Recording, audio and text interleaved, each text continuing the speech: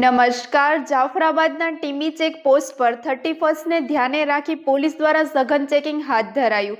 Bhavnagar Somnath national highway પર ચુસ્ત police બંદોબસ્ત ગોઠવવામાં આવ્યો હતો. ડીવાયએસપી રાજવીર ગઢવીના નેતૃત્વમાં મોટી સંખ્યામાં પોલીસ સ્ટાફ ચેકિંગમાં જોડાયો હતો. ઉના-દીવ તરફથી આવતા તમામ વાહનોની તપાસ કરવામાં આવી હતી.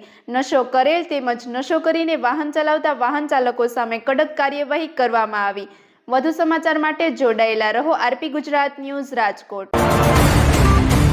માનનીય આઈજીપી સાહેબ દ્વારા તથા માનનીય એસપી સાહેબ દ્વારા જે રીતના સૂચનાઓ આપવામાં આવી રહી છે તે અનુસંધાને 31 ડિસેમ્બરની રાત્રિના સ્ટ્રિક્ટ ચેકિંગ કરવામાં આવી રહેલી છે. એનામાં આજે ટીંબી વિસ્તારમાં જે અમારી ચેકપોસ્ટ લગાવવામાં આવેલી છે ત્યાંથી જે દીવ વિસ્તારથી લોકો આવી રહ્યા છે તેમની ખાસ ચેકિંગ કરવામાં આવી રહી છે. પોલીસ દ્વારા બ્રેથ એનાલાઇઝર અને અન્ય જે ડિવાઇસીસ છે એના દ્વારા જે લોકો ડ્રંક એન્ડ ડ્રાઈવ કરી રહ્યા છે એમની સામે કેસ રજીસ્ટર કરવામાં આવી રહ્યા છે અને સાથે જે લોકો પરિવાર જોડે સિમ્પલી જઈ રહ્યા છે એમની જોડે સભ્યતાથી વર્તન કરી અને અહીંયા ચેકિંગ કરવામાં આવી રહ્યું છે.